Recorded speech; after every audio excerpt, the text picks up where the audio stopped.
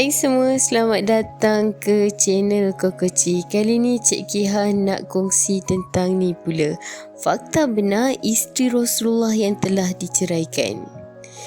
Kebelakangan ini, kes cerai dalam kalangan rakyat Malaysia tidak boleh dinafikan.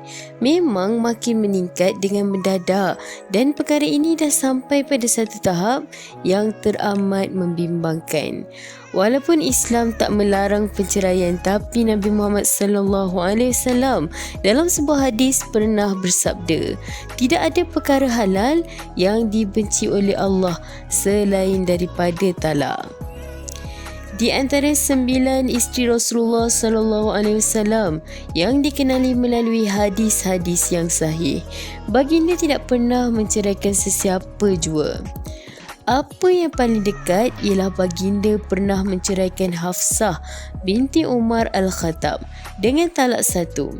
Namun, baginda merujuk kembali kepada beliau, memandangkan ia hanya talak 1 yang telah dirujuk semula, maka ia tidak dikira sebagai satu penceraian.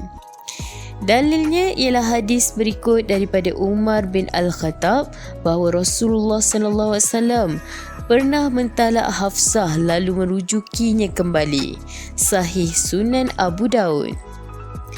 Dalam sebuah riwayat lain, Qais bin Zaid menerangkan Rasulullah SAW menceraikan Hafsah binti Umar.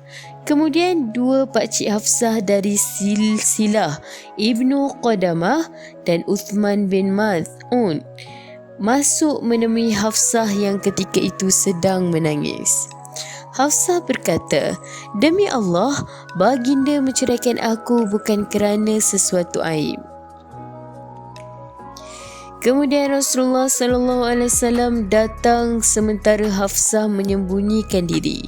Baginda bersabda, "Jibril berkata kepadaku, rujuklah Hafsah kerana beliau banyak berpuasa dan bersolat malam serta merupakan isterimu di syurga."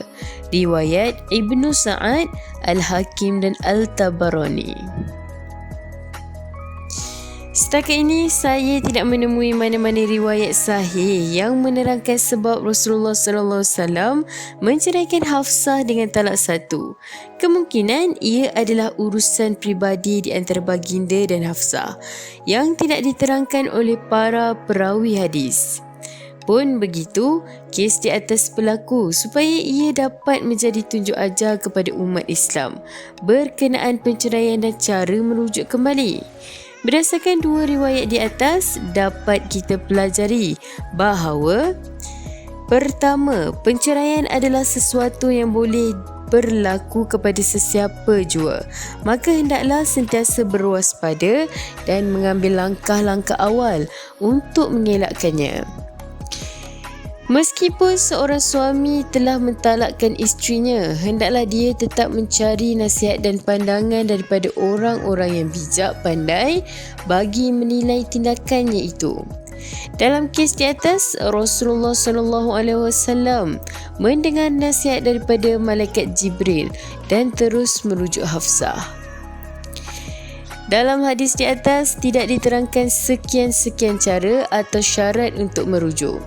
Memadailah suami mendatangi semula isterinya dan menyatakan bahawa dia ingin rujuk semula dan membatalkan talak 1 yang dijatuhkannya sebelum itu.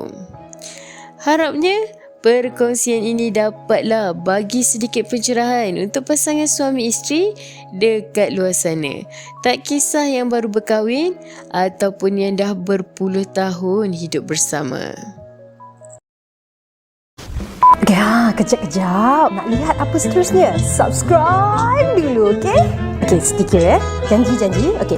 1, 2, 3. Okey, subscribe. Terima kasih. Jangan main dengan sumpahan mulut aku. Diulangi, artikel ini diambil dari artikel berkenaan. Sebagai penggemar media hiburan, harus berhati-hati dalam memilih sesuatu isu. Kami tidak bertanggungjawab kerana pihak kami tidak tahu kesahihan berita yang dikeluarkan. Jangan meletakkan kepercayaan penuh dan membuat spekulasi atas perkara yang kita tidak pasti. Menghayati hiburan boleh, jangan sampai kita melibatkan diri dengan fitnah dan buka aib mereka.